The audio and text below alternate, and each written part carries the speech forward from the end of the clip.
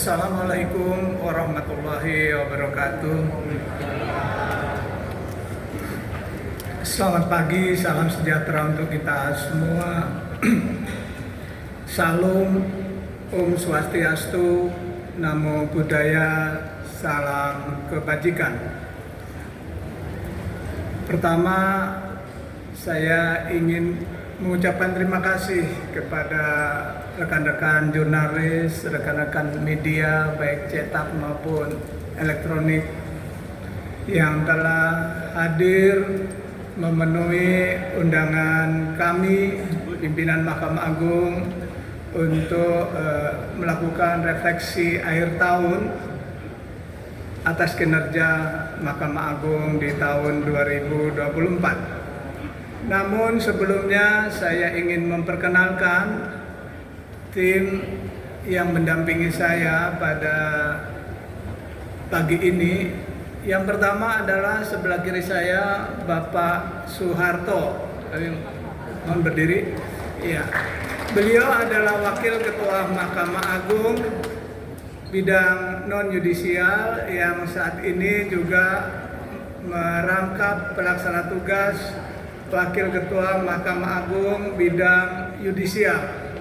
Sebelah kanan saya adalah Bapak Burhan Dahlan. Beliau adalah Ketua Kamar Militer pada Mahkamah Agung.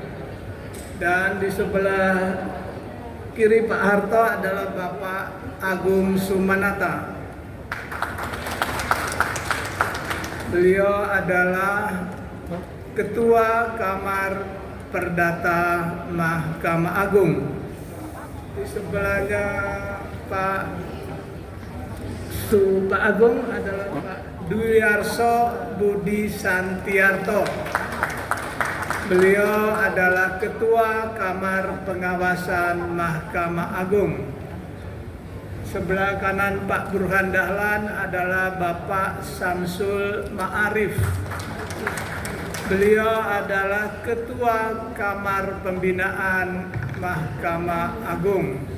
Dan di sebelah paling kiri, ujung kiri saya adalah Bapak Yasardin. Beliau adalah Ketua Kamar Agama pada Mahkamah Agung dan juga Ketua Ketua Umum Ikatan Hakim Indonesia.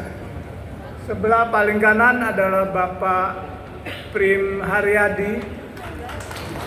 Beliau adalah Ketua Kamar Pidana pada Mahkamah Agung. Pejabat eselon 1 yang mendampingi kami pada pagi hari ini, yang pertama adalah Bapak Heru Pramono, Panitra Mahkamah Agung. Berikutnya adalah Bapak Sugianto, Sekretaris Mahkamah Agung,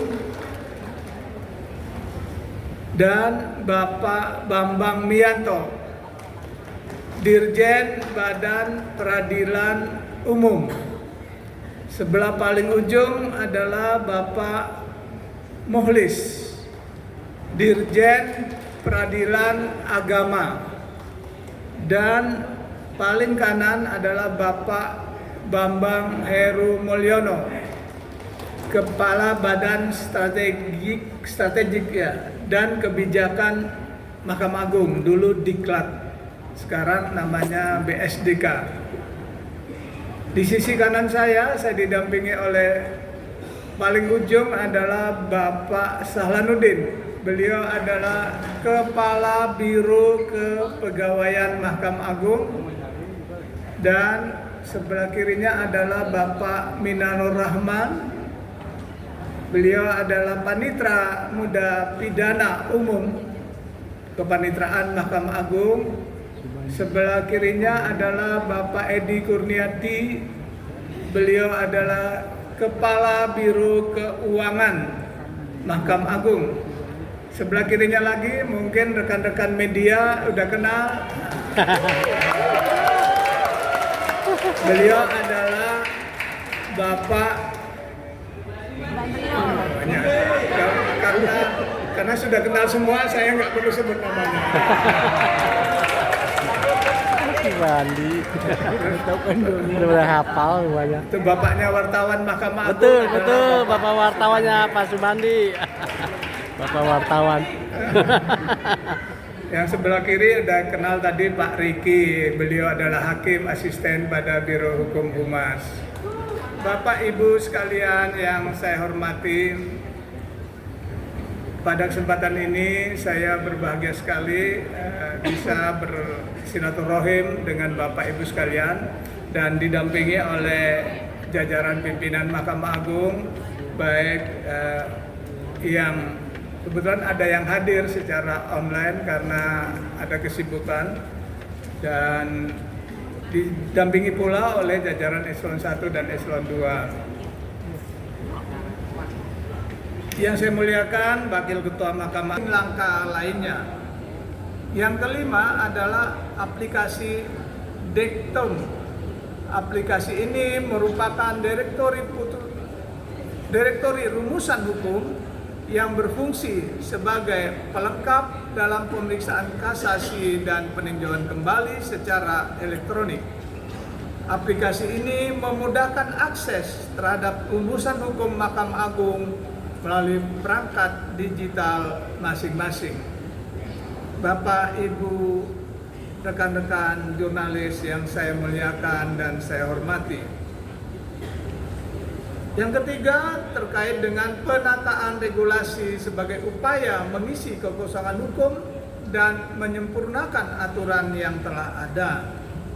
Dalam rangka fungsi mengatur, selama tahun 2024, Mahkamah Agung telah menerbitkan 2 regulasi dalam bentuk Peraturan Mahkamah Agung atau Perma dan 2 regulasi dalam bentuk Surat Edaran Mahkamah Agung.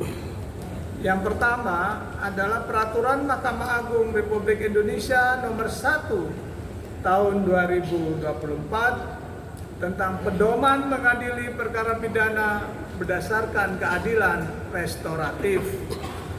Perma ini merupakan bentuk respon Mahkamah Agung terhadap perkembangan sistem pemidanaan yang tidak hanya bertumpu pada pemindanaan terhadap terdakwa, melainkan telah mengarah pada penyelarasan kepentingan pemulihan korban dan pertanggungjawaban terdakwa dengan menggunakan pendekatan keadilan restoratif.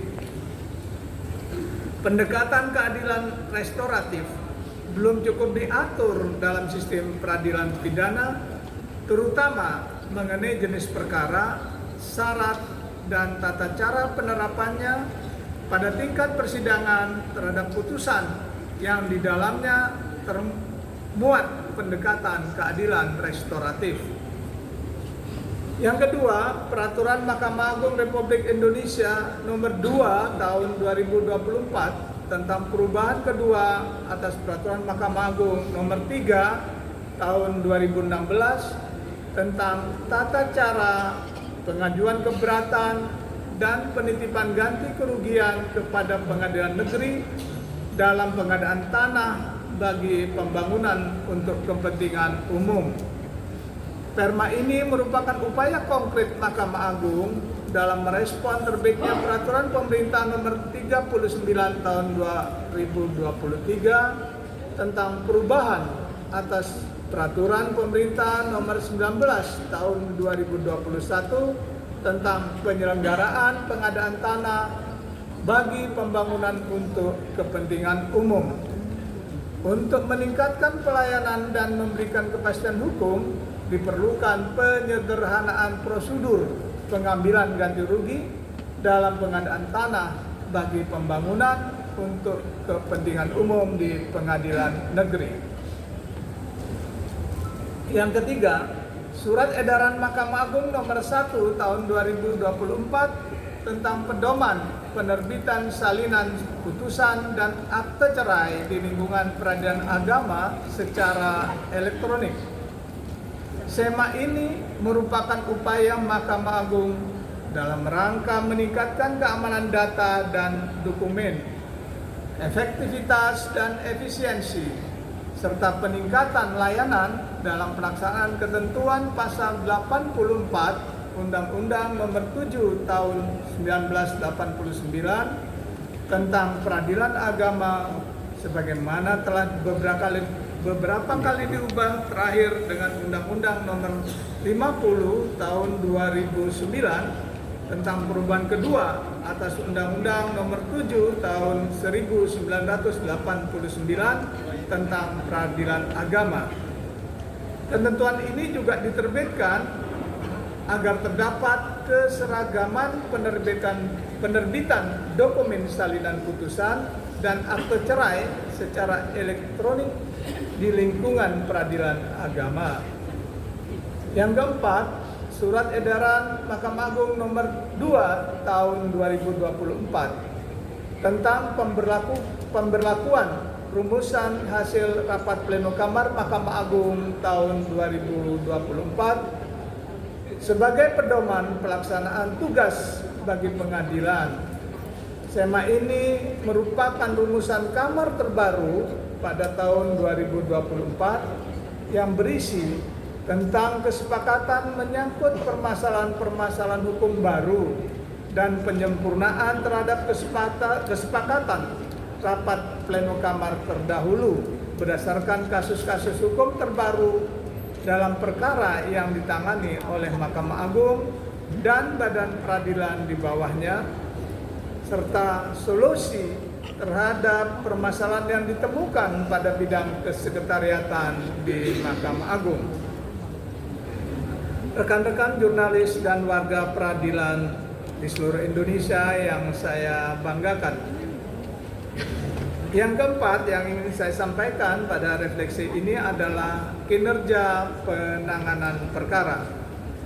Pada bagian ini saya akan menyampaikan kinerja penanganan perkara yang berhasil direkam hingga tanggal 20 Desember tahun 2024. Jumlah beban perkara yang ditangani oleh Mahkamah Agung pada tahun 2024 sebanyak 31.112 perkara yang terdiri dari perkara yang diterima tahun 2024 sebanyak 30.965 perkara dan sisa perkara pada tahun 2023 sebanyak 147 perkara. Sampai dengan tanggal 20 Desember 2024, Mahkamah Agung telah berhasil memutus perkara sebanyak 30.763 perkara. Dengan demikian, rasio produktivitas memutus perkara telah mencapai 98,88%. Jumlah perkara yang diterima pada tahun 2024 mengalami peningkatan sebanyak 13,62% dibanding dengan tahun 2023 yang jumlahnya sebesar 27.252 perkara. Jumlah yang diputus juga meningkat 12,42% dibandingkan dengan tahun 2023 yang memutus 27.365 perkara. Rasio produktivitas memutus perkara merupakan salah satu indikator untuk mengukur kinerja penanganan perkara. Hal yang patut dibanggakan, sejak tahun 2017 hingga sekarang, Mahkamah Agung berhasil mempertahankan rasio produktivitas memutus perkara di atas 90%. Bahkan dalam 3 tahun terakhir, rasio produktivitas memutus perkara menunjukkan performa yang cenderung meningkat, yaitu di atas 98%. Peningkatan kinerja penanganan perkara juga terjadi dalam proses minutasi perkara. Sepanjang tahun 2024, Mahkamah Agung telah meminutasi dan mengirimkan salinan putusan ke pengadilan pengaju sebanyak 30.316 perkara.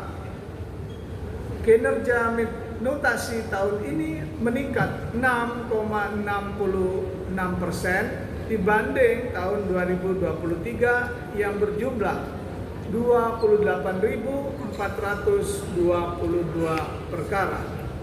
Dari jumlah 30.316 perkara yang diselesaikan pada tahun 2024, sebanyak 96,52%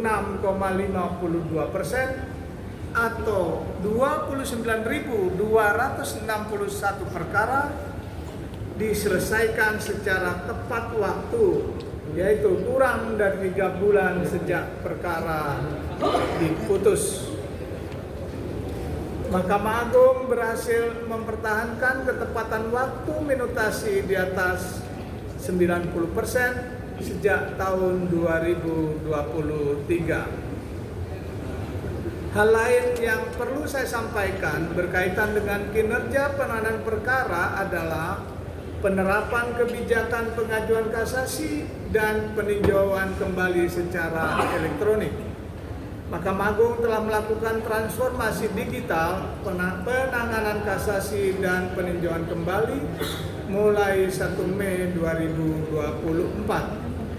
Sejak akta kasasi dan peninjauan kembali yang diajukan mulai tanggal tersebut, pengadilan pengaju tidak lagi mengirimkan dokumen cetak ke Mahkamah Agung.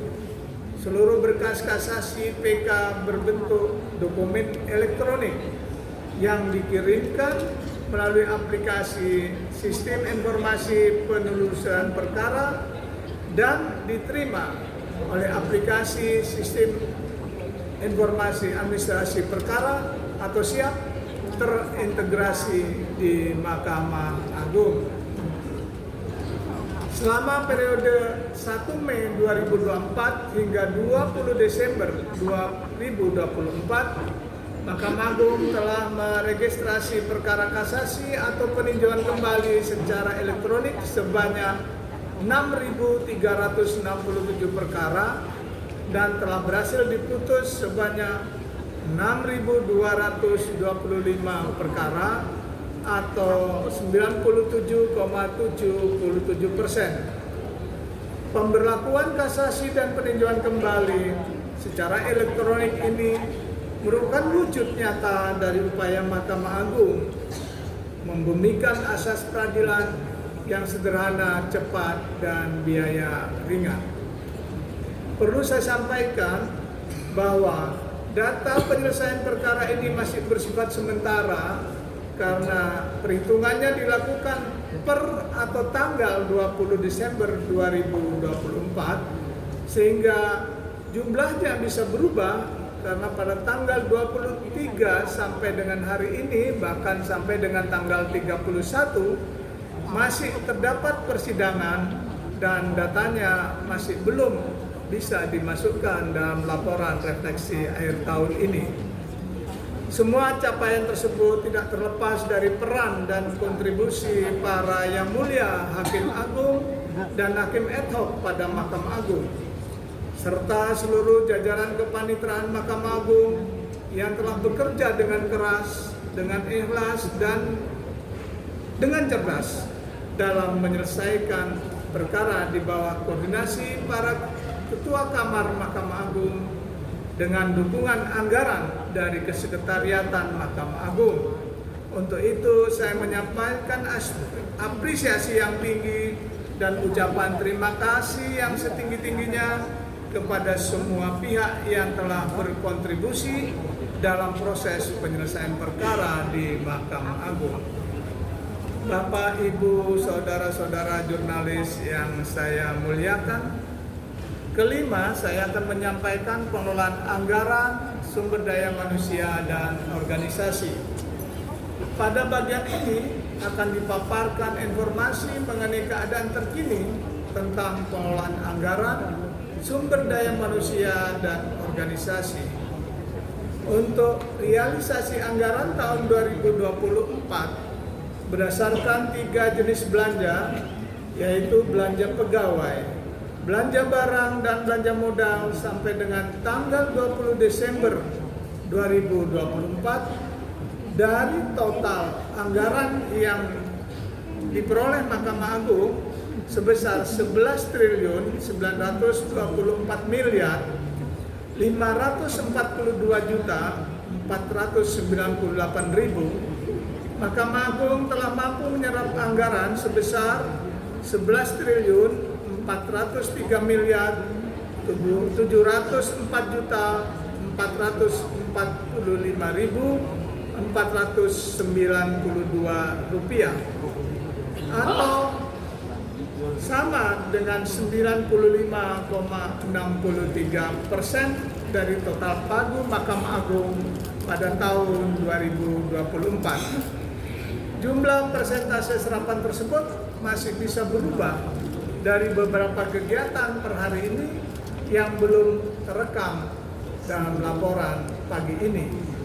Mahkamah Agung pada tahun 2024 terkena blokir anggaran sebesar 39.556.551.000 atau 0,33% dari total pagu Mahkamah Agung pada tahun 2024. Mahkamah Agung dan badan peradilan yang berada di bawahnya pada tahun 2024 memiliki sumber daya manusia berjumlah 32.733 orang yang terdiri dari Hakim Agung sebanyak 45 orang, Hakim tingkat pertama dan Hakim tingkat banding sebanyak 7.396 orang, tenaga kepanitraan sebanyak 10.716 orang, dan tenaga non-teknis lainnya sebanyak 14.109 orang.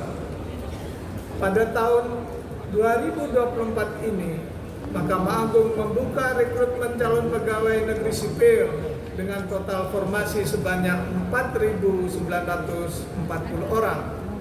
Selain itu juga membuka rekrutmen calon pegawai pemerintah dengan perjanjian kerja sebanyak 9.276.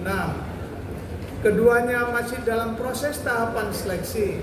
Di samping itu, pada tahun 2024 ini terdapat 1.196 orang aparatur Mahkamah Agung, hakim, kepanitraan maupun kesekretariatan yang telah memasuki masa purna bakti atau pensiun.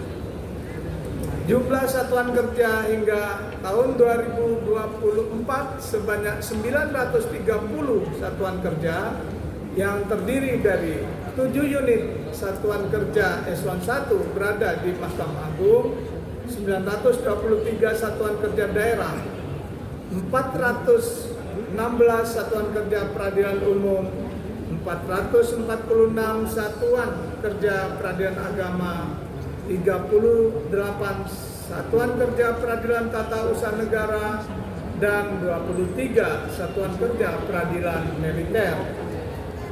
Untuk meningkatkan pelayanan publik, khususnya bagi masyarakat yang di wilayahnya baru dibentuk pengadilan, Mahkamah Agung telah membangun gedung kantor pengadilan sejak tahun 2020 sampai tahun 2024 sesuai amanat undang-undang tentang pembentukan pengadilan baru, yaitu sebanyak 98 satuan kerja terdiri dari pengadilan tingkat pertama sebanyak 85 satuan kerja dan gedung kantor pengadilan tingkat banding sebanyak 13 satuan kerja. Bapak, Ibu, rekan-rekan jurnalis yang saya banggakan dan warga peradilan di seluruh Indonesia yang saya banggakan pula. Yang keenam, terkait dengan pengawasan hakim dan aparatur peradilan. Pada tahun 2024, Mahkamah Agung telah menunjuk 27 satuan kerja untuk menerapkan sistem manajemen anti penyuapan. Hanya terdapat 16 pengadilan yang memenuhi syarat untuk mendapatkan sertifikat sistem manajemen anti penyuapan atau SMAP. Sedangkan 11 lainnya belum memenuhi persyaratan dan masih berstatus ditangguhkan. Selain itu, bersamaan dengan memperingati Hari Anti Korupsi Sedunia pada tahun 2024 ini, Mahkamah Agung telah memberikan penganugerahan insan anti gratifikasi kepada 7 orang sebagai upaya mendorong upaya pengendalian gratifikasi di lingkungan Mahkamah Agung dan badan peradilan di bawahnya. Untuk data jumlah pengaduan dan penanganan pengaduan pada Badan Pengawasan Mahkamah Agung pada tahun 2024, telah diterima pengaduan sebanyak 4.313 pengaduan. Dari jumlah tersebut sebanyak 4.116 pengaduan atau 95,4% telah selesai diproses, sedang sisanya sebanyak 197 pengaduan masih dalam proses penanganan. Jumlah dan jenis disiplin, saya ulangi, jumlah dan jenis sanksi disiplin yang dijatuhkan kepada hakim dan aparatur peradilan dalam periode tahun 2024 adalah sebanyak 206 sanksi disiplin yang terdiri dari 79 sanksi berat, 31 sanksi ringan, dan 96, saya ulangi, 31 sanksi sedang dan 96 sanksi ringan. Jumlah usul penjatuhan sanksi dari Komisi Yudisial periode 2024 sebanyak 35 usulan laporan hasil pemeriksaan, dengan jumlah hakim yang diusulkan untuk dijatuhi sanksi hukuman disiplin dari Komisi Yudisial sebanyak 63 orang hakim. Jumlah tersebut 16 orang telah ditindaklanjuti dengan penjatuhan hukuman disiplin sebagaimana rekomendasi Komisi Yudisial. 9 orang telah terlebih dahulu diperiksa.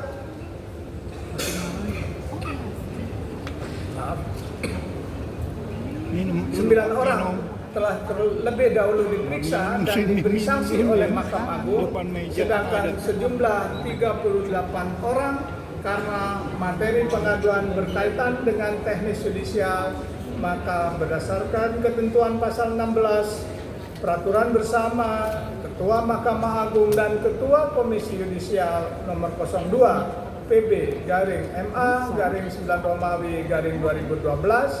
dan nomor 02/PB/PDKY/09/2012 merupakan kewenangan Mahkamah Agung sehingga penanganannya diambil alih oleh Mahkamah Agung. Rekan-rekan jurnalis yang saya hormati dan warga pengadilan yang saya banggakan, integritas masih menjadi isu utama dalam refleksi akhir tahun ini, bahkan dijadikan tema dalam laporan tahunan yang akan diselenggarakan pada bulan Februari tahun 2025. Hal ini merupakan komitmen Mahkamah Agung untuk menjadikan integritas sebagai kunci dalam upaya membangun lembaga peradilan yang berkualitas dan sebagai fondasi kepercayaan publik. Oleh karena itu, saya berharap kepada rekan-rekan jurnalis sebagai representasi publik untuk berpartisipasi dalam mengawasi kinerja hakim dan aparatur peradilan, sekaligus bisa meluruskan isu-isu negatif yang beredar di masyarakat melalui pemberitaan yang akurat, proporsional, dan berimbang. Saat ini saya melihat ada perkembangan paradigma di tengah-tengah masyarakat yang sebelumnya berpaham bad news is a good news. Sekarang nampaknya berkembang menjadi good news is a good news. Jika sebelumnya hanya berita buruk yang memiliki nilai jual yang tinggi, maka saat ini berita baik juga menempati posisi nilai jual yang tinggi. Salah satu pertimbangannya adalah karena betapapun berita buruk itu memang nyata, akan tetapi tidak sedikit yang cemas hal tersebut dapat berdampak buruk bagi psikologi para pembacanya. Apalagi di era media sosial seperti sekarang, ketika kekerasan verbal, hoax, berseliweran seperti tidak ada hentinya, tren jurnalisme positif mulai banyak diadopsi sebagai upaya memberikan informasi yang konstruktif kepada masyarakat, sehingga tidak jarang saat ini rekan-rekan jurnalis telah memberikan porsi lebih besar kepada berita yang baik. Rekan-rekan jurnalis dan warga peradilan Indonesia yang saya hormati, demikian penyampaian refleksi akhir tahun Mahkamah Agung. Untuk informasi lebih lengkap akan disampaikan pada laporan tahunan Mahkamah Agung yang insya Allah akan dilakukan pada tanggal 19 Februari tahun 2025. Saya mengucapkan terima kasih kepada rekan-rekan jurnalis baik dari media cetak, media elektronik maupun media online atas kesediaannya untuk hadir dalam acara refleksi akhir tahun Mahkamah Agung pada hari ini. Semoga kita terus dapat menjalin relasi kemitraan untuk mewujudkan peradilan yang berkualitas.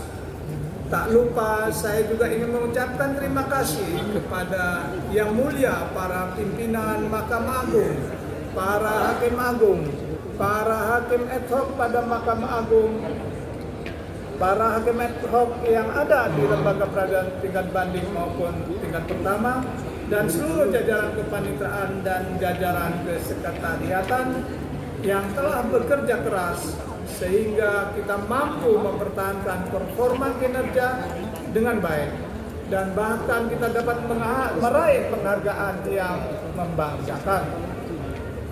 Sebelum menutup penyampaian refleksi akhir tahun ini, saya bersama pimpinan Mahkamah Agung mengucapkan selamat merayakan Hari Natal bagi umat Kristiani dan juga selamat Tahun Baru 2025.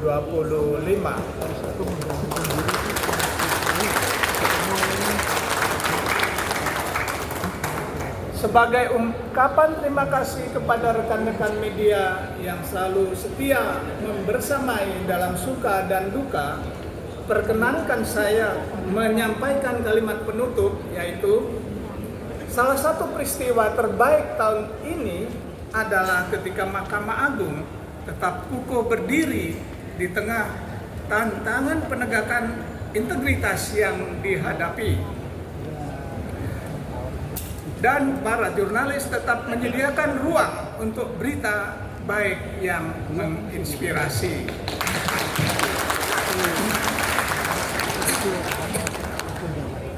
Akhirnya marilah kita berdoa, semoga Allah Subhanahu wa taala, Tuhan yang Maha Esa, senantiasa memberikan kesehatan, kekuatan kepada kita agar dapat menjalankan pengabdian pada tahun-tahun yang akan datang. Amin ya rabbal alamin. Terima kasih. Wallahu muwaffiq ila aqwamit thoriq. Wabillahi taufiq wal hidayah. Om Santi Santi Om. Wassalamualaikum warahmatullahi wabarakatuh. Berikan aplaus yang meriah. Terima kasih Yang Mulia atas sambutannya. Demikian tadi kita mendengarkan capaian kinerja Mahkamah Agung sepanjang tahun 2024. Selanjutnya kita akan masuk pada sesi tanya jawab. Untuk kesempatan pertama, saya persilahkan 3 orang untuk mengajukan pertanyaan, diawali dengan nama, kemudian medianya sekarang, dan pertanyaan yang akan diajukan. Ya, sebelah kanan di sini ada Bapak yang rambut putih, kemudian Ibu yang berbaju hijau, dan Bapak yang yang di ujung sana yang pakai topi. Ya. Mohon dibantu pada panitia untuk menyediakan mikrofon. Ya, silakan Pak. Assalamualaikum warahmatullahi wabarakatuh. Salam sejahtera bagi kita semuanya. Yang mulia Pak Sunarto, pemaparan Mahkamah Agung Republik Indonesia refleksi akhir tahun sangat bagus Pak. Tapi saya sebagai jurnalis Pak, Mungkin saya sebenarnya perkenalkan diri dulu. Oh, nama saya Edo Utabarat Pak, dari Perisai Hukum Pak. Apa tadi? Oh, namanya tadi kurang jelas Pak. Edo Utabarat Pak. Idul Huta Barat. Edo Pak, Edo. Edo Huta Ya, Barat. ya. Itu. Saya senang sekali Pak dengan pemaparan Bapak. Tapi yang jadi jurnalis itu saya sangat miris Pak dengan MMA Pak.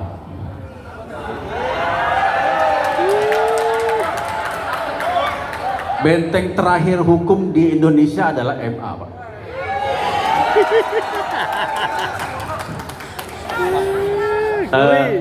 Apa yang terjadi oleh MA dengan kejadian oknum dari Hakim Agung MA yang mempunyai harta hampir 1 T itu luar biasa Pak. Luar biasa yang membuat kami miris Pak, sebagai benteng terakhir hukum di Indonesia Pak. Jadi minta maaf Pak kalau bapak-bapak yang mulia di depan ini ada sedikit dikritik, minta maaf dulu Pak.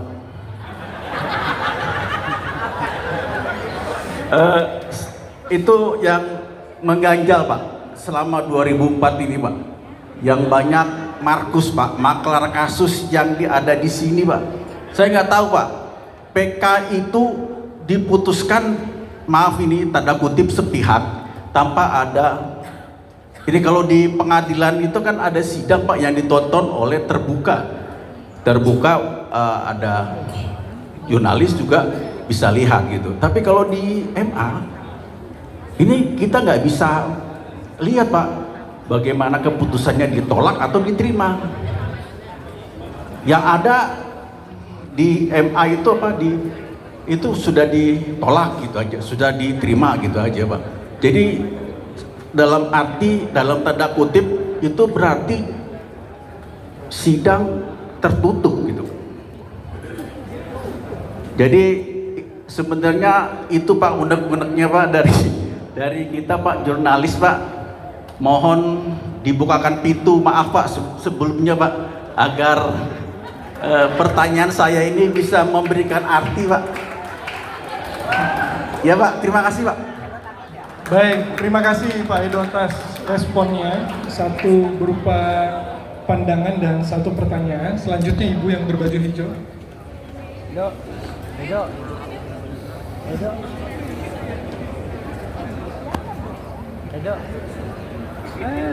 Mohon dibantu mikrofonnya.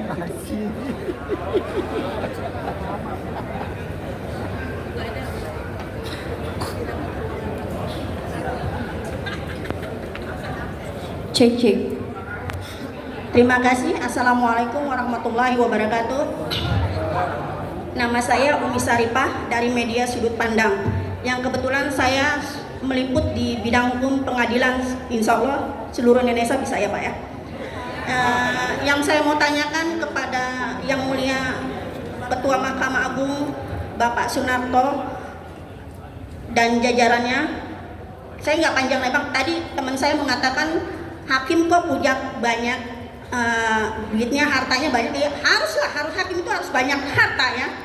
Karena kita lihat dari dia bekerjanya dari muda, ya kan sampai sekarang udah jadi MA kan harus punya harta lah ya. Maksudnya harta yang baik gitu.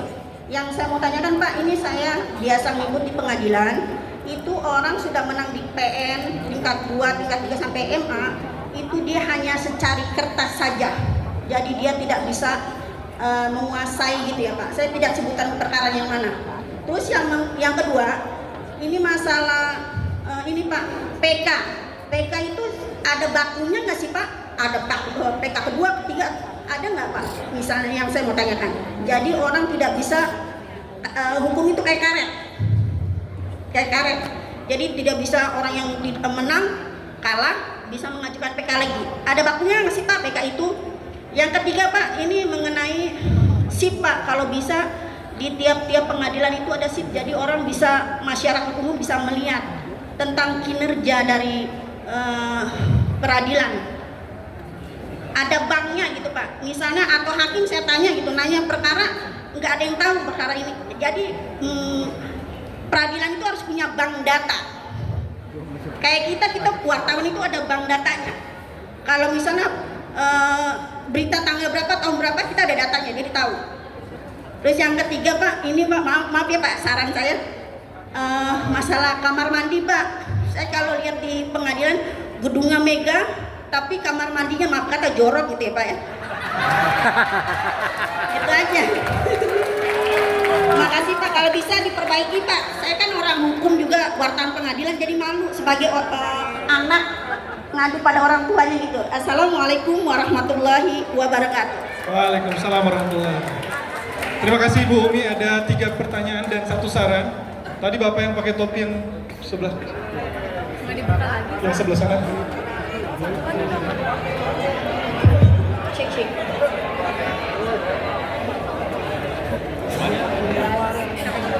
Silakan Pak. Assalamualaikum warahmatullahi wabarakatuh. Selamat siang yang mulia Bapak Suharto, Ketua Mahkamah Agung Republik Indonesia, Bapak Haji Suharto, Wakil Ketua Mahkamah Agung Bidang Judisial yang saya hormati. Pertanyaan saya Pak, saya Samsul Bahri dari pinisi.co.id Pak. Pertanyaan saya yang pertama untuk pembenahan pemberitaan. Jadi di grup media MA yang saya ikuti itu Pak, saya lihat itu pemberitaannya hanya di lingkungan Mahkamah Agung saja. Di tingkat pengadilan pertama itu malah tidak pernah ada gitu. Kalau toh ada itu kami dapati ya dari teman-teman media. Yang pertama Pak. Yang kedua mungkin penting jadi masukan buat petinggi Mahkamah Agung dengan beberapa kalinya ini polemik yang diterpa di Mahkamah Agung, dibutuhkan mungkin rotasi Pak, rotasi ASN hakim di tingkat provinsi, biar ada penyegaran gitu Pak. Gitu Pak. Jadi yang mereka bertugas sudah 5 tahun, 10 tahun ya mungkin dirotasi lah. Nah begitu pula juga di MA kalau perlu Pak. Biar hasil yang selama ini masyarakat pencari keadilan itu lebih percaya bahwa Mahkamah Agung dan jajarannya itu melakukan pembenahan yang maksimal. Begitu yang mulia. Mungkin itu saja Pak pertanyaan dari saya. Makasih banyak Pak. Baik Pak Samsul, ada 2 hal. Yang pertama soal pembenahan, pemberitaan dan rotasi hakim. Kita sudah mendapatkan 3 orang penanya yang mulia. Pertama dari Pak Edo Huta Barat soal respon mengenai integritas, dan yang kedua mengenai kehadiran dalam sidang PK, dan kemudian tadi Bu Umi Salifah mengenai kemenangan di atas kertas tapi tidak bisa menguasai objek sengketa, kemudian batasan PK ada berapa kali, dan kemudian bagaimana sistem bank data di pengadilan, dan terakhir saran mengenai kamar mandi. Ya ini mungkin karena sering datang ke pengadilan jadi Ibu bisa melihatnya sendiri. Kemudian Pak Samsul mengenai pembenahan pemberitaan dan rotasi hakim dan ASN. Demikian yang mulia, kami persilakan yang mulia.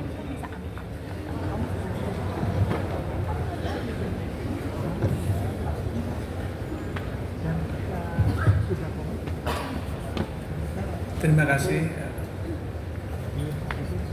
Pertama saya menyampaikan terima kasih kepada rekan-rekan jurnalis yang telah mengajukan pertanyaan. Yang pertama Pak Edo Huta Barat dari Perisai Hukum ya Pak ya.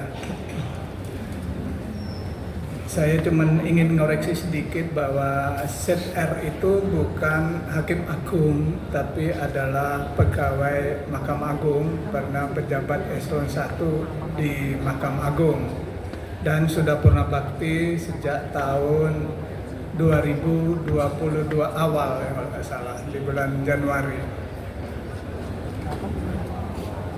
Jadi hartanya yang 1 triliun saya tidak berhak, dan saya belum pernah membantu menghitung belum pernah gitu loh. Sehingga saya nggak tahu pasti, cuman saya memang di media mendengar seperti itu. Tapi yang jelas itu bukan hakim agung dan sudah purna bakti sejak awal Januari 2022 yang lalu, sudah hampir 3 tahun. Dan terkait dengan sidang yang tertutup, ini perlu saya jelaskan bahwa Mahkamah Agung itu adalah lembaga peradilan iudek iuris. Jadi Mahkamah Agung itu hanya menilai masalah-masalah hukum, jadi dan penerapan hukum, bukan masalah iudek fakti. Sedangkan pengadilan tingkat pertama, tingkat banding itu adalah pengadilan iudek fakti. Jadi fakta-fakta, bukti-bukti dipertimbangkan di pengadilan tingkat pertama, tingkat banding. Tapi juga untuk memenuhi harapan itu, Mahkamah Agung telah melakukan live streaming ketika membacakan putusan. Itu Bapak Ibu sekalian. Jadi sidangnya, semua sidang itu terbuka, semua sidang peradilan terbuka, dan kecuali itu yang memang menurut undang-undang tidak boleh terbuka, misalnya menyangkut terpidana terkait dengan kesusilaan, atau terdakwanya atau para pihaknya, anak-anak, itu kami memang sidangnya tertutup. Walaupun di Mahkamah Agung, ketika Mahkamah Agung sidang, itu selalu membuka sidang demi keadilan berdasarkan ketentuan Yang Maha Esa. Presiden nyatakan putusannya diawali oleh ira-ira itu, dan sidangnya dinyatakan terbuka gitu. Dan terbuka karena dihadiri juga oleh panitera pengganti, bahkan yang ada di Mahkamah Agung. Saya nggak bisa membayangkan kalau 31.000 perkara lebih yang harus disidangkan terus terbuka, mau pakai ruang sidang di mana gitu. Kalau memang harus terbuka, saya nggak bisa membayangkan gitu. Satu majelis itu rata-rata bisa sampai 30-50 perkara yang diputus. Biasanya setiap hari itu. Kalau sidangnya dibuka terus, ya saya bingung tempatnya juga gitu. Dan memang karena iudek iuris itu, Mahkamah Agung tidak akan membahas hal-hal yang terkait dengan question of fact. Masalah-masalah fakta di persidangan itu nggak akan dipermasalahkan lagi oleh Mahkamah Agung, karena itu kewenangan jadi iudek fakti, yaitu pengadilan tingkat pertama dan tingkat banding. Kira-kira itu jawabannya. Terus terkait dengan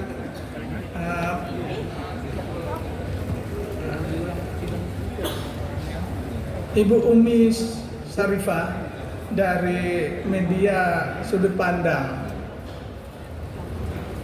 Ini ada putusan di tingkat pertama, tingkat banding maupun kasasi menang, tapi di atas surat aja tidak bisa menguasai. Ada 3 jenis putusan yang diktumnya atau amarnya itu menghukum, ada yang diktumnya itu deklaratif, hanya menyatakan, ada yang diktumnya itu amarnya konstitutif. Yang menentukan amar diktum itu bukan hakim, tapi permintaan atau petitum dari gugatan para pihak yang bersengketa. Hakim tidak boleh nambah-nambahin. Wong pihak yang bersengketa itu tidak minta, hakim malah memberi, itu nggak boleh, melanggar asas ultra petita. Jadi Bapak Ibu sekalian, rekan-rekan jurnalis yang saya hormati, mohon dicek dulu Ibu Umi, apakah putusannya bersifat deklaratur, hanya menyatakan misalnya tanah itu miliknya Ibu Umi titik. Tapi kalau yang bisa dieksekusi ada kata-kata menghukum si A untuk menyerahkan tanah objek sengketa tersebut dalam keadaan kosong kepada Ibu Umi. Nah, kira-kira itu ada. Kalau tidak ada kata-kata itu memang tidak bisa. Saran saya, ngajukan gugatan baru. Petitumnya, permintaannya cuman mengatakan minta menyerahkan, menghukum si lawannya itu untuk menyerahkan tanahnya kepada yang menang tadi dan minta putusannya serta-merta yudborfar diforat. Jadi walaupun banding kasasi PK itu masih langsung bisa dilaksanakan putusan itu. Yang berikutnya Bu Umi tanya sebenarnya PK itu berapa kali? Sebenarnya 1. PK itu adalah upaya hukum luar biasa. Ada 2 jenis upaya hukum. Yang pertama upaya hukum biasa, banding dan kasasi.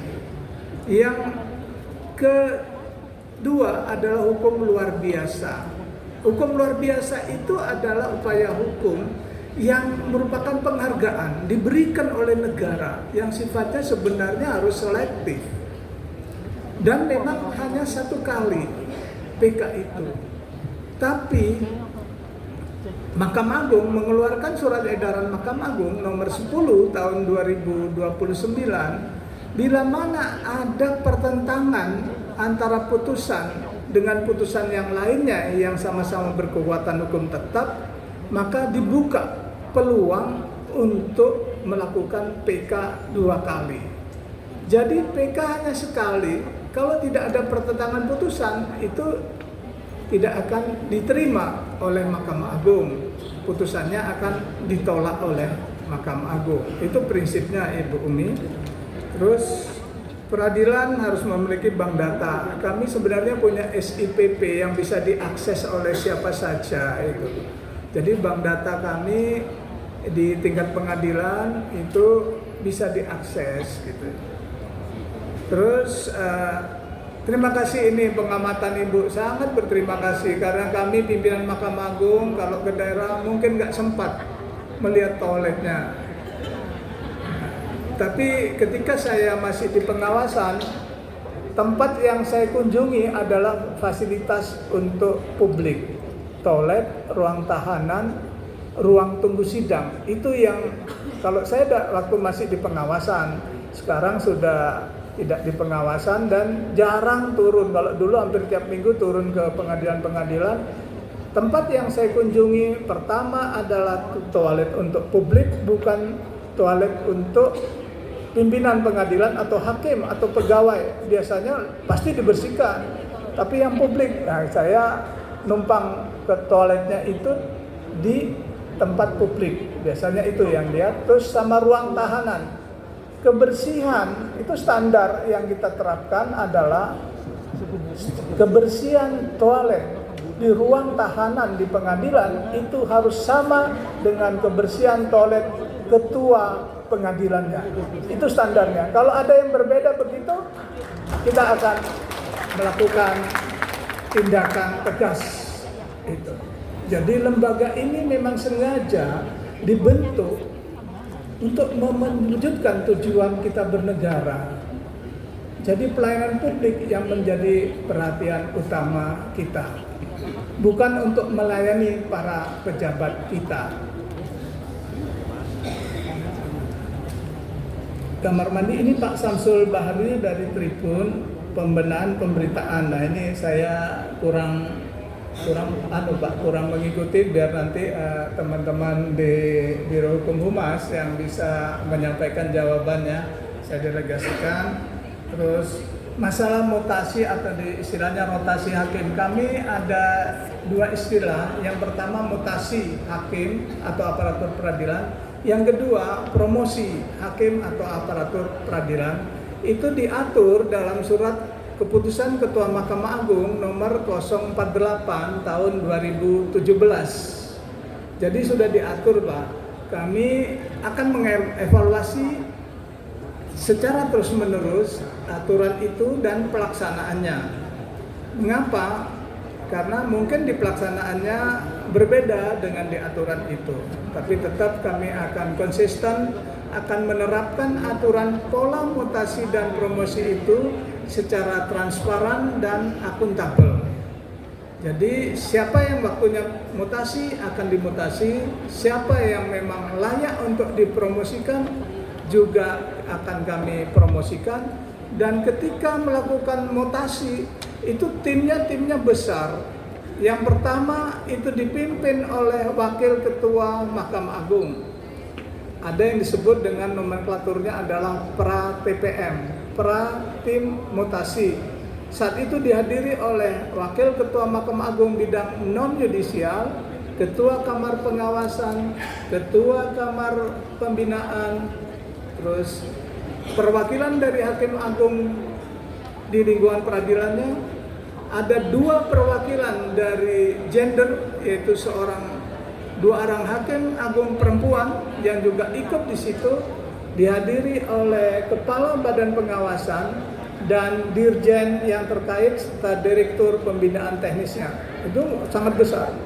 Setelah selesai di tim mutasi promosi, maka baru dibawa ke rapat pimpinan yang langsung dipimpin oleh Ketua Mahkamah Agung. Lebih lengkap lagi, seluruh pimpinan Mahkamah Agung akan hadir di situ, ditambah dengan aparatur atau pejabat yang ada yang telah mengikuti pra-TPM. Jadi seleksinya sangat ketat, Bapak Ibu sekalian.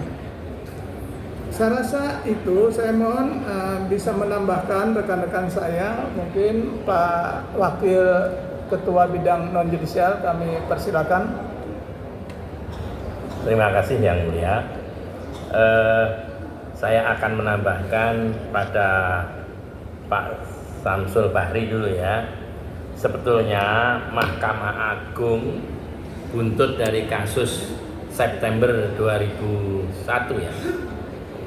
Itu ada 14 langkah strategi yang diambil Mahkamah Agung, yang ini sama persis yang ditanyakan dengan Pak Samsul Bahri dari Tribun. Jadi berkali-kali Mahkamah Agung mengemukakan ada 14 langkah yang diambil oleh Mahkamah Agung. Yang pertama, memberhentikan hakim atau aparatur peradilan yang kena masalah. Yang kedua, melakukan rotasi aparatur pengadilan ataupun hakim asisten yang ada di lingkungan Mahkamah Agung.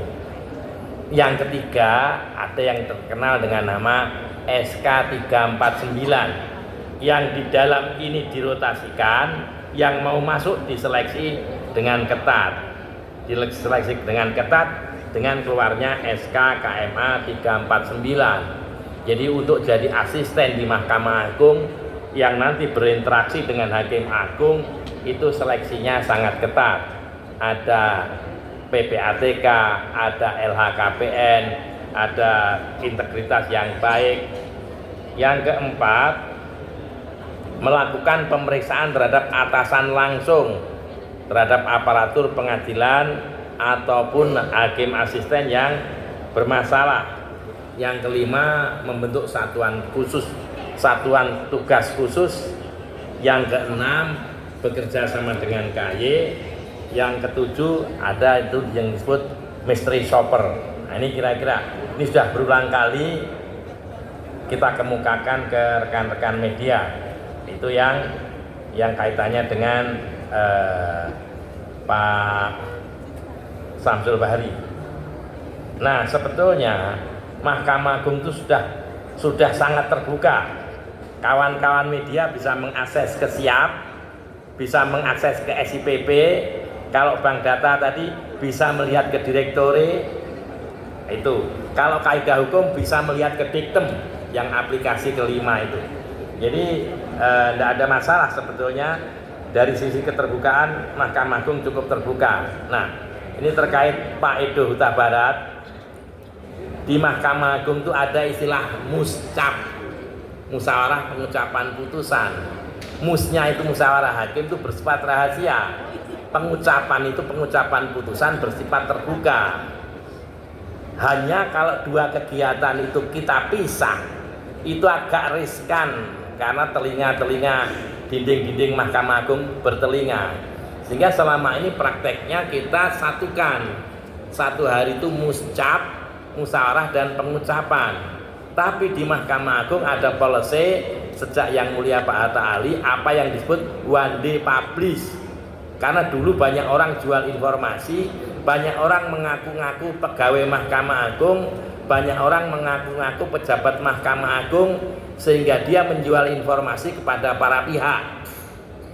Oleh karena itu Mahkamah Agung menangkal dengan cara ada policy one day publish. Hari itu diputus, hari itu dimuat, di-upload, disiap. Sehingga Bapak Ibu kawan-kawan media sesering mungkin membuka info perkara. Dan itu biasanya kita bagi, kita share perkara yang sedang jalan Anda buka, kapan diputus, tolak kabulnya kapan. Dan itu senantiasa diperbaiki. Dulu ada istilah tolak perbaikan, ternyata ada dijual juga. Sekarang diperbaiki tolak perbaikan mengenai pidananya, tolak perbaikan mengenai barang buktinya. Ini makin lama juga kita makin perbaiki. Jadi kira-kira gitu. Jadi tolong kawan-kawan media juga mengedukasi masyarakat, tapi karena tadi garis besarnya dari Yang Mulia KMA, info yang didapat kawan-kawan media disebarkan ke masyarakat, aspirasi masyarakat yang ditampung kawan-kawan media disalurkan ke Mahkamah Agung untuk Mahkamah Agung memperbaiki diri. Jadi rekan-rekan media berfungsi sebagai jembatan yang menjembatani hal-hal di Mahkamah Agung untuk disajikan pada publik dan menampung aspirasi publik untuk disampaikan ke Mahkamah Agung demi perbaikan kita bersama. Barangkali itu Yang Mulia, makasih. Saya persilakan Biro Hukum Humas ya untuk menjawab tadi yang Pak Samsul Bahri. Ya. Baik, terima kasih Yang Mulia. Mengenai pembenahan pemberitaan, masukan dari Pak Samsul nanti kita akan tampung. Tetapi memang kita sudah melakukan langkah-langkah untuk berita-berita di pengadilan seperti Danan Pala di Badilung itu bisa diakses harian berita-berita di seluruh pelosok pengadilan, khususnya peradilan umum. Nah, kita juga di Humas sedang menyusun majalah MA yang bersifat mingguan atau bulanan. Insya Allah Yang Mulia, kita akan akses berita di seluruh pelosok pengadilan di Indonesia bisa diakses oleh teman-teman jurnalis. Terima kasih Yang Mulia.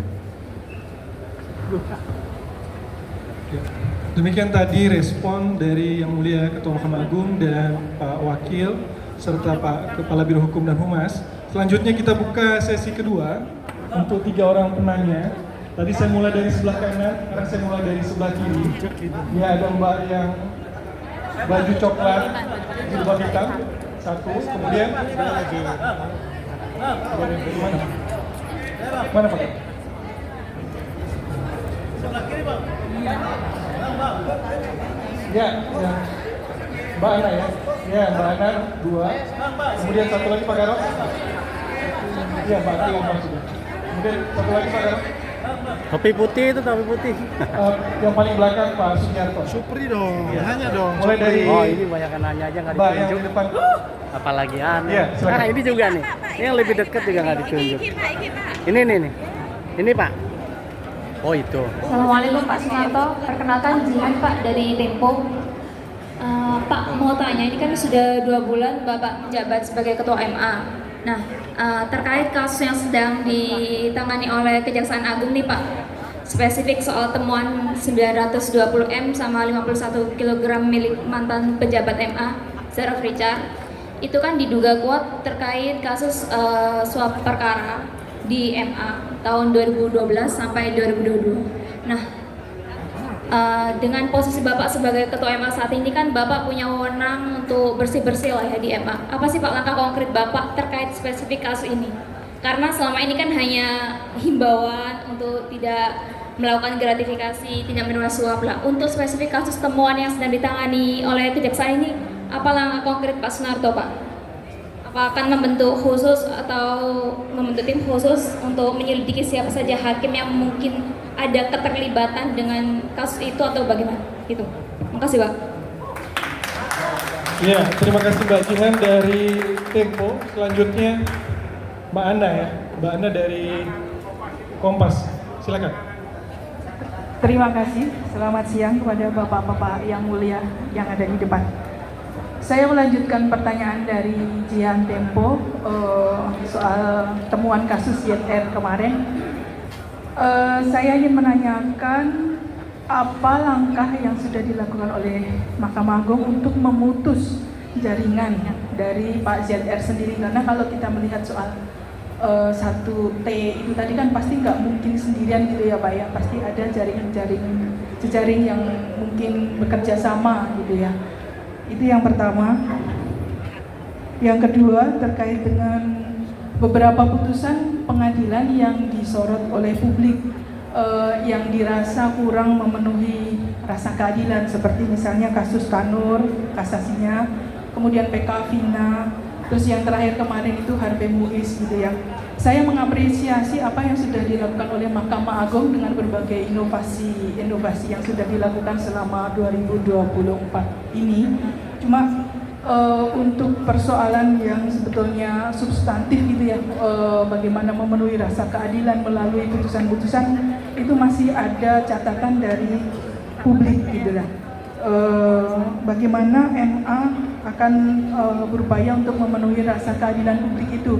Terus kemudian kan sekarang ini pemerintah lagi mewacanakan soal ampunan terhadap koruptor gitu ya, baik melalui amnesti, abolisi, ataupun sekarang yang terakhir digaungkan adalah melalui denda damai oleh Kejaksaan Agung.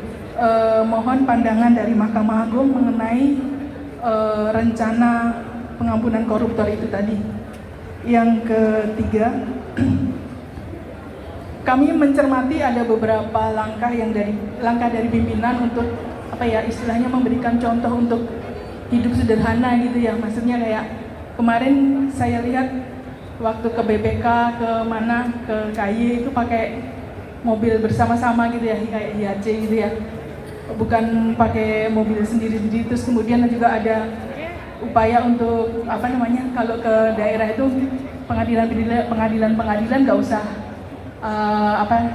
menyambut atau apa gitu ya. Apakah itu menjadi satu SOP gitu ya Pak ya? Satu lagi mungkin terkait dengan RUU KUHP ya, yang masuk prolegnas di 2025. Mungkin ada beberapa masukan dari Mahkamah Agung terkait dengan hal tersebut. Terima kasih. Ya, terima kasih Mbak Ana dari Kompas. Bapak tadi yang baju hitam paling belakang, mohon dibantu mikrofon. Ya, terima kasih. Assalamualaikum warahmatullahi wabarakatuh. Nama saya Sugiarto Santoso, biasa dikenal dengan panggilan Pak Hoki. Saya dari media Biskom dan guetilang.com. Pertama tentu kami mengapresiasi pertemuan hari ini dan kami sangat bergembira karena bisa bersilaturahmi juga dengan teman-teman yang sudah sangat lama tidak berjumpa. Kita beri aplaus dulu buat Mahkamah Agung ya yang bisa mempertemukan kita pada hari ini. Dan ini merupakan potensi yang luar biasa, yang mulia. Kita berkumpul di sini, berjumpa, dan kita masing-masing mempunyai potensi. Dan tadi saya melihat banyak teman-teman dari media-media online yang tidak begitu besar ya, diberi kesempatan yang sama termasuk saya. Dan kami berharap pertemuan ini bukan hanya setahun sekali ya. Kami berharap mungkin paling tidak sebulan sekali atau 3 bulan sekali minimal. Dan kami bangga juga sudah ada media center yang sudah sangat baik tapi belum dimaksimalkan untuk kepentingan teman-teman media. Kami rindu bersilaturahmi. Dan kami bangga juga dengan Pak Sobandi yang begitu ramah, memberikan sambutan yang hangat kepada kami semua yang hadir di sini dan bisa foto booth bersama. Masukan dari kami adalah tentang banyak sekali aplikasi-aplikasi yang sangat membantu di Mahkamah Agung, termasuk satu yang kami kritisi adalah ECOT, bukan kritisi apanya, kritisasinya adalah untuk sosialisasinya. Karena kebetulan kalau saya sendiri memang sudah menjadi lawyer jadi bisa ya, tapi banyak masyarakat yang butuh menggunakan IQOT secara mandiri karena mereka ingin berjuang untuk kepentingan pribadi, tentu terbatas dengan masalah keuangan. Jadi dengan bantuan adanya IKOT ini sangat membantu sekali masyarakat, tapi sosialisasinya memang tidak terlalu sulit bagi mereka yang sudah memahami, tapi bagi masyarakat umum masih sangat kesulitan. Jadi masukan dari saya adalah pertama tentang IKOT tersebut, sosialisasinya karena sangat membantu masyarakat. Kemudian berkaitan dengan potensi kami yang berada di sini, kita ketahui sekali banyak media-media besar, termasuk saya terharu dan sedih dengan media Gatra, karena pada saat saya dijolimi, saya ditahan di Bantul ya 43 hari, termasuk ada Pak Ferdinand yang mengunjungi saya. Banyak sekali media, salah satunya media besar adalah Gatra yang meliput saya sehingga saya terbebas dari kriminalisasi sampai tingkat MA. Ucapan terima kasih juga kepada seluruh jajaran bahwa saya akhirnya terbebas dari permasalahan hukum. Dan tentu kita melihat potensi kita di sini, media-media online yang kita ketahui dengan dunia digital sangat masif dan kita diberi kesempatan yang seluas-luasnya, dan kita bisa bandingkan di tempat-tempat lain. Di tempat lain tidak ada yang mulia berkumpul sampai 350 media di tempat ini. Jadi kita perlu dukung MA ini, kita jaga bersama. Tadi yang mulia juga menyampaikan dulu bad news it's a good news. Sekarang kita ciptakan, kita komandokan bersama dengan Pak Kepala, yaitu good news is a good news. Jadi kita ciptakan good news itu untuk bersama-sama. Tentu teman-teman juga butuh Pak peningkatan kapasitas sebagai jurnalis. Kami memiliki lembaga sertifikasi di bidang pers Pak, satu-satunya di Indonesia, dan itu dilisensi oleh BNSP. Kami berharap ada dukungan mungkin dari MA untuk kita melakukan pelatihan dan sertifikasi di bidang pers, karena kita butuh dukungan dan kita tahu media-media dan teman-teman banyak yang mungkin belum mempunyai kemampuan untuk finansial mengikuti sertifikasi di bidang lembaga sertifikasi ini. Dan tentu harapannya dengan good news is bad news is good news kita hilangkan, good news is good news, kita butuh teman-teman kapasitasnya ditingkatkan. Mungkin itu yang perlu kami sampaikan, dan kita sadari memang banyak orang mencari keadilan itu sulit. Saya pun mengalami, tentu saya tidak menceritakan di sini, tapi banyak sekali yang saya alami, keadilan yang saya peroleh meskipun belum seluruhnya, termasuk saya menyurati Bapak Ketua MA, Pak Sobandi juga saya surati, karena ada juga permasalahan hukum yang tidak saya ceritakan di sini. Tentu kami bersurat, dan saya berterima kasih kepada teman-teman yang membantu memviralkan sehingga ada 125 media yang memberitakan perkara saya ini. Namun kami harus tahu juga secara etika pemberitaan kami adalah tetap dalam kode etik jurnalis yang benar, ya, tidak dalam cara-cara mencaci maki dan sebagainya, karena keadilan itu harus diperjuangkan dan kebenaran itu pasti akan kita dapatkan dengan para pimpinan di MA. Kita berikan aplaus yang sebesar-besarnya, kita bersama-sama membangun jurnalis yang good news is a good news. Terima kasih. Wassalamualaikum warahmatullahi wabarakatuh. Terima kasih. Ya, semakin siang semakin seru diskusinya. Kita boleh aplaus buat 3 orang jurnalis barusan.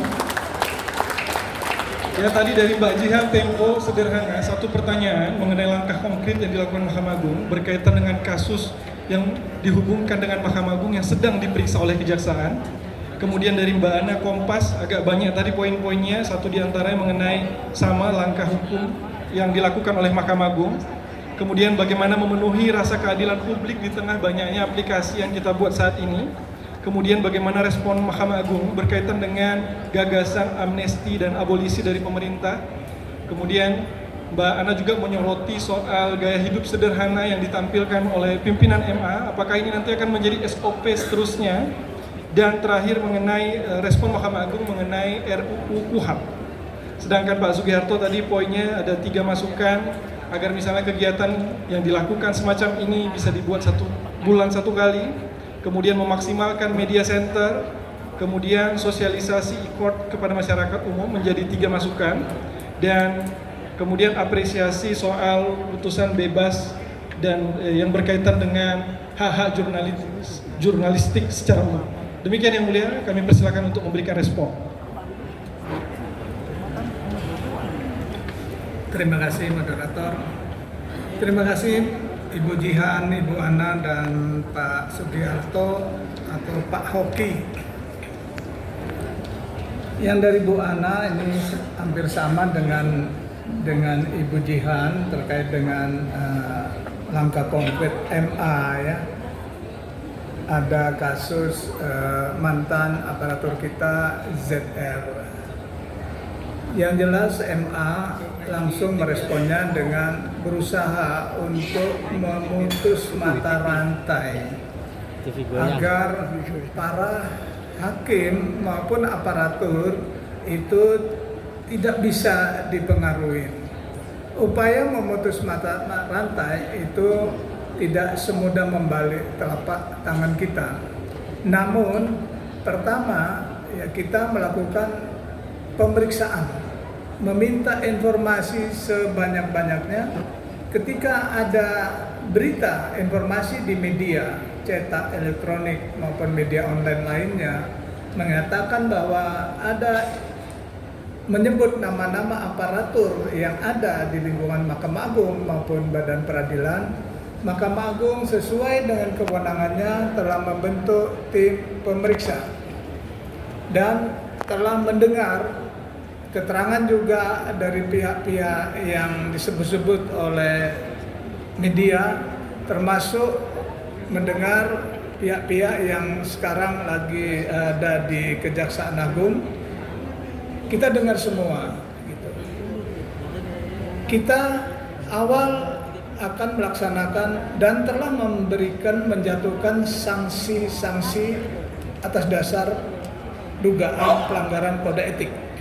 Dan itu sudah saya tanda tangani terakhir mungkin minggu kemarin. Nanti Pak Kepala Badan Pengawasan bisa melihat atau bisa membuka di portalnya atau laman Badan Pengawasan Mahkamah Agung. Itu sudah dijatuhi sanksi oleh Mahkamah Agung. Yang kedua, ini langkah ke depan, jangan terulang begini-begini terus. Yang pertama, kita harus membuat SOP, standar operasional prosedur, yang sekali lagi transparan dan dimulai dari unsur pimpinan Mahkamah Agung dan Badan Peradilan di seluruh Indonesia.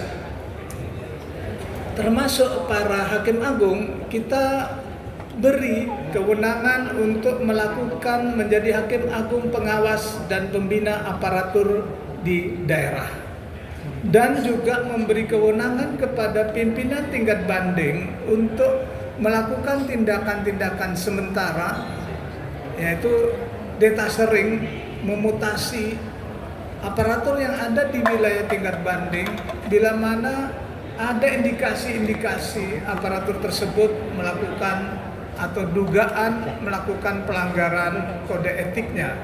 Itu kita berikan kepada pengadilan tingkat banding. Itu langkah-langkah. Tapi yang jelas pimpinan Mahkamah Agung harus menjadi teladan. Pimpinan Mahkamah Agung dan pimpinan Badan Peradilan tidak boleh menjadi bagian dari masalah di institusi ini. Ini komitmen kita bersama.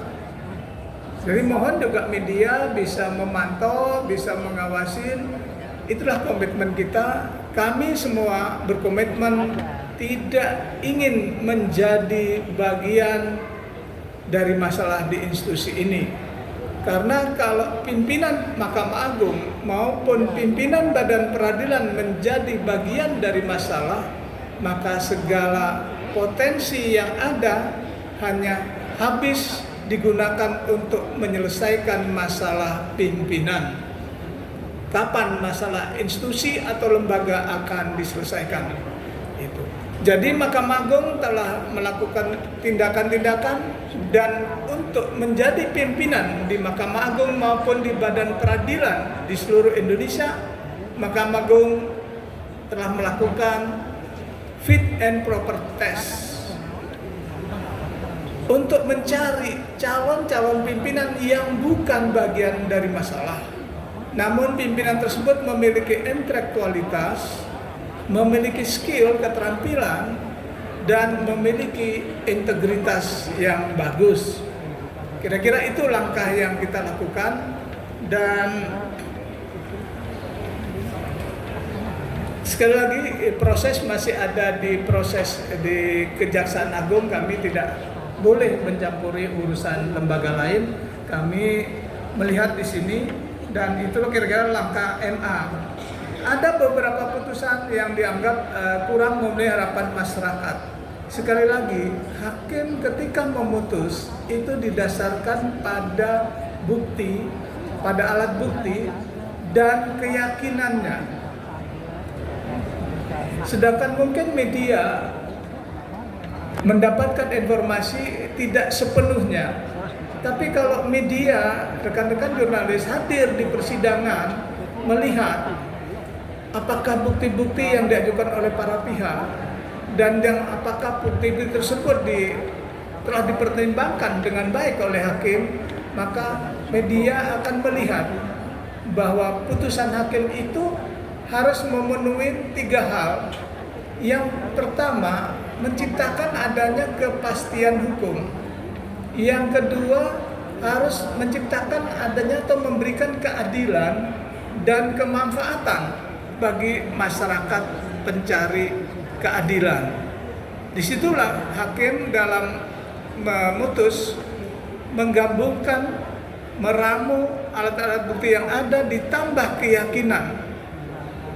Ini bukan berdasarkan informasi katanya, tetapi hakim dalam memutus berdasarkan alat bukti yang ada.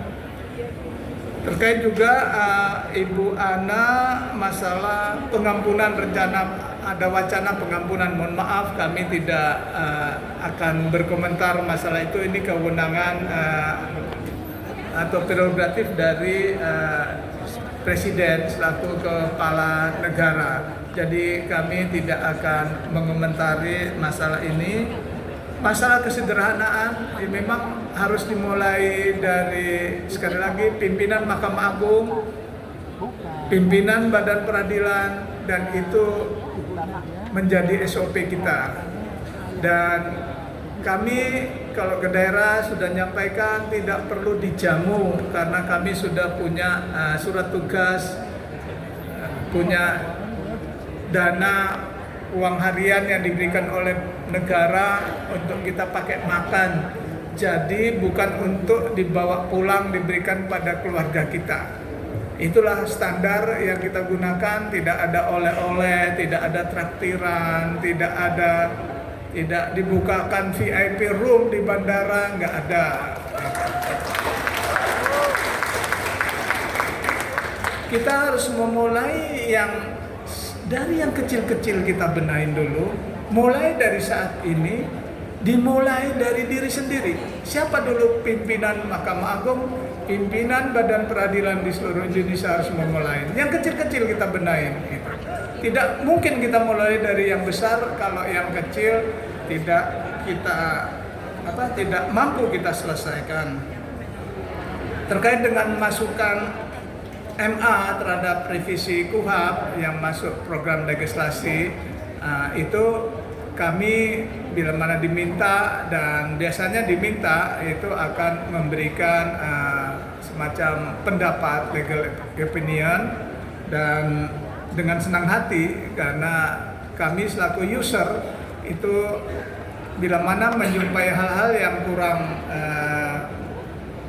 pas di penerapannya akan kita usulkan dalam rancangan revisi KUHP tersebut. Pak Sugiarto Santoso, Pak Auki, itu masalah e-coach sosialisasi itu bagaimana kalau ada para pihak yang tidak mampu untuk menggunakan aplikasi yang ada itu. Petugas kami di setiap satuan kerja itu sudah ada yang siap membantu. Memang sosialisasi itu perlu, tetapi nanti kebijakan itu ada di Biro Hukum Humas untuk mensosialisasikan seluruh regulasi-regulasi yang telah dibuat oleh Mahkamah Agung.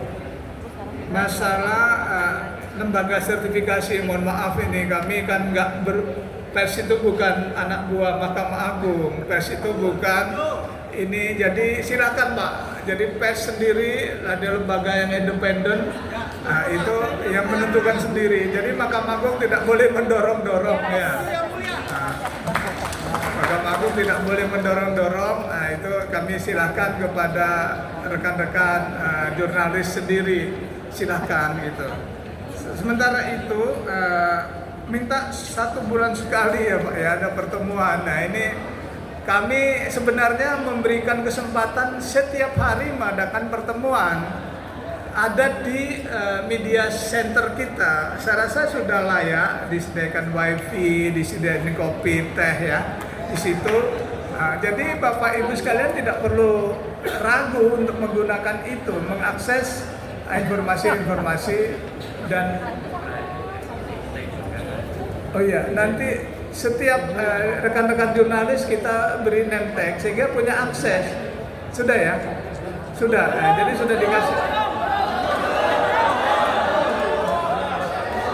Ya, nanti yang belum berhubungan dengan Biro Hukum Humas ya, sebagian sudah dapat, sebagian belum. Jadi punya akses itu bisa mengakses sarana prasarana yang disediakan oleh media center. Apakah sebulan sekali, 3 bulan sekali, saya tidak bisa memutuskan. Yang tahu adalah Biro Hukum Humas karena terkait dengan anggaran dan lain sebagainya, Bapak Ibu sekarang. Itu yang bisa saya sampaikan, tapi saya mohon mungkin ada dari Bapak Ibu pimpinan yang akan menyampaikan, silakan melalui ini dulu ya.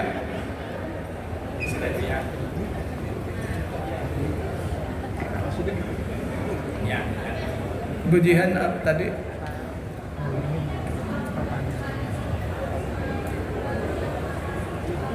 Mohon dibantu mikrofon. Tadi soal pembentukan tim yang sudah dibentuk yang disinggung Pak Sunarto itu kan baru terkait soal kasus kasasi 5 miliar yang 5 miliar sebelumnya diduga terkait 3 hakim MA. Tapi untuk yang 9 fokus ke 920N perkembangan dari kasus kasasi ruang tahanan itu gimana Pak? Jadi memang betul bahwa kami sudah menurunkan tim dari Bawas termasuk ke Pengadilan Negeri Surabaya, dan ada kurang lebih 1, 2, 3, ada berapa orang? Ada 5 orang yang sudah dijatuhi hukuman disiplin berat, dan bisa dilihat di portal Badan Pengawasan atau laman Badan Pengawasan, karena saya sendiri nggak hafal ya banyak. Terkait dengan 920M itu kan belum menjadi bukti di pengadilan. Saya tidak boleh berkomentar apa-apa. Silakan nanti kalau jadi bukti di pengadilan bisa dieksplor oleh hakim atau oleh jaksa, oleh siapapun yang mengikuti persidangan itu, oleh lawyernya. Dari mana 920M itu? Kalau sekarang kan saya tahunya juga dari Mbak Jihan, saya baca Tempo, ternyata ada uang situ. Saya nggak tahu dari mana uang itu. Saya sama-sama pengetahuannya nggak tahu. Nanti setelah ke persidangan akan tampak ini dari siapa, untuk siapa, kan gitu. Jadi prinsipnya Mahkamah Agung itu menggunakan asas praduga tidak bersalah. Kita anggap itu ya masih belum jelas bagi kita gitu loh. Nanti setelah Mahkamah Agung berpendapat setelah ada bukti-bukti yang diajukan di persidangan nanti. Kira-kira itu Mbak Jihan. Jadi yang kasus di Surabaya, tim pengawasan, badan pengawasan sudah turun dan sudah selesai, dan seminggu yang lalu saya sudah tanda tangan hukuman disiplinnya ya. Kami serahkan ke Pak Moderator. Ya. Satu sisi lagi. Duh, baik. Sesuai dengan petunjuk dari Yang Mulia Pimpinan Mahkamah Agung, kami buka satu sesi terakhir untuk 2 orang penanya dari para jurnalis yang hadir. Apakah ada yang baju biru, Bapak yang baju biru? Kemudian yang perempuan. Ini belum. Kemudian Bapak yang paling ujung pakai topi. Katanya perempuan. Ya. Ini adalah 2 penanya terakhir kita dari para jurnalis yang hadir kesempatan Iya, siang hari ini. sangkanya Mohon bantuan mikrofon kepada saya. Bapak yang baju biru. Dan nanti satu lagi Bapak yang paling belakang yang menggunakan topi. Gitu. Iya, silakan Pak. Nama dan media dari mana? Assalamualaikum warahmatullahi wabarakatuh. Terima kasih Yang Mulia Ketua Mahkamah Agung RI, untuk rekan-rekan pers yang hadir sini pada hari Jumat 27 Desember 2024. Sebenarnya saya mau pertanyakan kepada Yang Mulia Ketua Mahkamah Agung Republik Indonesia, Pak Profesor Dr. Pak Sunarto SIMA. Pak, bagaimana Pak? Mungkin Mas, Pak namanya dulu Pak. Oh, oke. Dari media mana? Ya, saya Ambar dari media online ambaritanews.com. Saya hanya mau satu pertanyaan aja Pak yang saya ajukan ke Bapak, Pak Yang Mulia. Bagaimana Bapak menginterpretasikan hukum secara tepat, adil dan benar Pak, yang kepada bawahan Bapak yaitu para hakim yang ada di seluruh Indonesia, mau pengadilan militer, umum, agama maupun yang lainnya. Terima kasih Pak. Ulangi Mas, belum jelas mic-nya. Ya. Saya mau bertanya kepada Yang Mulia Ketua Mahkamah Agung Republik Indonesia, bagaimana Yang Mulia menerapkan hukum secara tepat, adil, dan benar kepada para hakim dalam memutus yang ada di pengadilan militer, pengadilan umum, pengadilan agama, dan yang lainnya. Terima kasih Pak, atau PT UN. Assalamualaikum Pak. Assalamualaikum warahmatullahi. Terima kasih, kita sudah dapat poin pertanyaannya mengenai bagaimana pembinaan yang dilakukan kepada para hakim dalam memutus perkara. Baik, selanjutnya penanya kita terakhir dari paling belakang, silakan Pak. Pak, makasih. Assalamualaikum warahmatullahi wabarakatuh. Salam sejahtera untuk kita semuanya. Nama saya Lemen Skodongan Pak, dari jakartatv.com. Di samping itu saya sebagai praktisi Pak di LBH Pers Indonesia. Mungkin mohon diulangi namanya tadi Pak, kurang jelas Pak. Lemen Skodongan Pak. Leman ya Pak. jakartatv.com. Baik, terima kasih Pak Leman, silakan lanjutkan. Yang pertama kita mengapresiasi semuanya atas pertemuan ini. Tentu ini merupakan suatu hal yang positif dan kami memberikan penghargaan kepada lembaga Mahkamah Agung, ya, penghargaan dari pers Pak. Karena kalau Bapak dikasih penghargaan dari lembaga negara juga, itu saya kira kurang fair juga Pak. Sama lembaga negara memberikan penghargaan kepada lembaga negara, itu namanya konspirasi. Itu dari sisi saya Pak. Tapi kalau dari lembaga pers Pak, itu independen Pak. Kami memberikan apresiasi atas pertemuan ini, ya, tentu ini suatu hal yang positif karena diekspos di seluruh dunia Pak. Itu yang pertama. Tentu langsung masuk ke pertanyaan saya, selaku judex juris Bapak di Mahkamah Agung terkait dengan adanya putusan-putusan jadi judex fakti Pak, di mana judex juris ini kan memeriksa dan mengadili putusan-putusan daripada judex fakti. Sementara ada beberapa putusan Pak yang dari pengadilan pertama, banding maupun kasasi itu sudah dimenangkan misalnya dari si A, tapi bisa dibatalkan di judex fakti Pak, di tingkat kasasi. Itu pertimbangan hukumnya apa? Bagaimana Pak? Ya karena ada beberapa kasus yang saya tangani di luar Jakarta Pak, dan sekarang ini saya sudah laporkan juga hakimnya Pak yang memberikan putusan itu Pak, kasasi. Saya nggak sebut namanya Pak, tapi saya ingin mendapatkan legal opini daripada Bapak judex fakti sendiri terhadap putusan ini Pak. Bagaimana putusan judex fakti bisa membatalkan putusan judex juris, ya, yang pertama sudah dimenangkan misalnya si A, si B, si C, bisa dibatalkan di putusan judex fakti. Itu pertimbangannya gimana Pak? Harusnya logika hukumnya kalau sudah dimenangkan tingkat pertama, banding, ya, kasasi, pertimbangan hukum daripada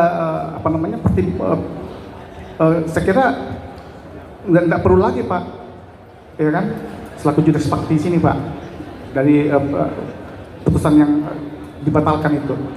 Terus kedua Pak, begini, ada beberapa laporan yang saya laporkan ke Komisi Yudisial tentang kode etik dan perilaku hakim sendiri Pak. Ini saya sudah setahun lebih Pak bolak-balik Pak di Komisi Yudisial, termasuk juga saya bersurat ke Mahkamah Agung beberapa kasus yang saya tangani di daerah terkait dengan PK. Jadi ada beberapa perilaku sini Pak yang sampai sekarang saya kecewa. Informasi saya dapatkan kekurangan dana juga mereka rupanya Pak di Komisi Yudisial. Ya, bagaimana mereka mau turun ke daerah. Jadi memang kami mendukung juga. Mungkin Pak Presiden Prabowo mungkin bisa dengar Pak Presiden, hakim-hakim ini perlu ditingkatkan kesejahteraannya. Ya, anggarannya harus diperbesar lagi supaya giat daripada masyarakat yang ingin mencari keadilan di daerah pun, termasuk dalam hal ini adalah memeriksa daripada adanya laporan-laporan tentang perilaku hakim di daerah juga, itu anggaran itu mencukupi Pak, termasuk daripada Komisi Judisial, walaupun konteksnya bukan di sini Pak, tapi ini karena Komisi Judisial kan memeriksa juga perilaku hakim Pak, kode etik ya. Jadi saya di sini mendukung juga bagaimana penguatan pembiayaan kepada hakim-hakim, operasional hakim. Ya, yang saya dapat informasi tidak ada sekali dana yang mencukupi Pak, untuk hakim aja mau turun ke daerah memeriksa di Komisi Judisial. Ya, termasuk laporan-laporan mungkin dari komisi di Mahkamah Agung sendiri. Jadi saya pikir itu saja, dan sekali lagi saya ucapkan terima kasih atas pertemuan ini. Ucapkan selamat Natal, Imlek Natal, dan selamat memasuki tahun baru. Demikian, wabillahi taufiq wal hidayah. Assalamualaikum warahmatullahi wabarakatuh. Selamat sejahtera. Terima kasih Pak. Baik, ada dua penanya yang mulia, kami persilahkan. Terima kasih. Yang pertama dari Pak Afan, yang kebetulan dari di depan ya Pak ya. Bagaimana Ketua Mahkamah Agung menerapkan hukum secara tepat dan adil. Nah, ini. Pertama, kami melakukan sosialisasi terhadap produk-produk atau regulasi-regulasi yang telah dibuat oleh Mahkamah Agung melalui peraturan Mahkamah Agung. Itu harus disosialisasikan agar ada konsistensi putusan di antara para hakim. Yang kedua juga kita sosialisasi regulasi berupa surat edaran Mahkamah Agung. Itu malah sudah bisa di download oleh seluruh hakim atau aparatur peradilan di seluruh Indonesia. Yang ketiga, kita melakukan koreksi-koreksi terhadap beberapa aparatur kita yang diduga melanggar kode etik pedoman perilaku hakim atau kode etik pedoman perilaku panitera jurusita atau kode etik pedoman perilaku aparatur peradilan. Itu harus kita koreksi Pak. Koreksinya melalui apa? Pemeriksaan. Begitu ada keberatan atau laporan ketidakpuasan dari masyarakat, kita analisis semua laporan itu, tadi ada berapa ribu, itu ditindaklanjutin semua, ditelaah oleh aparatur badan pengawasan. Setelah itu, kalau memang perlu diturunkan tim, kita periksa, tapi kalau tidak cukup bukti, kita tutup, karena nama baiknya juga harus dilindungi. Kita pulihkan nama baiknya dengan merehabilitasi nama baiknya, memulihkan harkat dan martabatnya kita pulihkan. Itu kira-kira seperti langkah kita Pak. Dan sekali lagi kami tidak akan memberikan toleransi dalam bentuk apapun atas setiap pelanggaran yang merupakan perbuatan-perbuatan yang melanggar kode etik aparatur peradilan, kode etik hakim maupun kode etik panitera dan jurusita. Kami tidak akan memberikan toleransi sedikit pun. Kita akan lakukan tindakan-tindakan agar kode etik itu bisa dilaksanakan oleh seluruh aparatur pengadilan, termasuk para hakim, termasuk diri saya, dan pimpinan ini juga harus tunduk. Tidak hanya anak buah yang harus tunduk. Itu yang untuk Pak Van. Sedangkan untuk Pak Clement Kodangan itu dari jaktv.com, itu Yudek Yuris membatalkan putusan Yudek Fakti. Itu persentasenya sangat kecil Pak. Yudek Fakti kalau di perkara kasasi itu kewenangan Mahkamah Agung itu melihat apakah hakim tingkat pertama sudah menerapkan aturan itu secara benar atau tidak. Itu. Yang kedua, prosedur itu ditempuh apa tidak. Yang ketiga, apakah hakim tingkat Yudek Fakti tingkat pertama, tingkat banding itu melampaui kewenangannya atau tidak. Itu cuma 3 hal itu. Selain 3 hal tidak akan diutak-atik oleh Yudek Yuris. Jadi kebanyakan para pihak itu ke Mahkamah Agung dalam arti mengajukan upaya kasasi itu tidak membahas itu, tidak membahas penerapan hukum, tapi membahas masalah buktinya ini, buktinya itu gitu. Padahal itu sudah bukan ranahnya lagi Yudek Yuris gitu. Untuk perkara peninjauan kembali, alasannya juga limitatif Bapak Clemens Kodongan. Untuk perkara PK itu pertama itu adanya novum atau putusannya didasari adanya tipu muslihat atau kebohongan yang sudah ada putusan yang berkekuatan hukum tetap terkait dengan kebohongan itu, atau adanya kekhilafan hakim,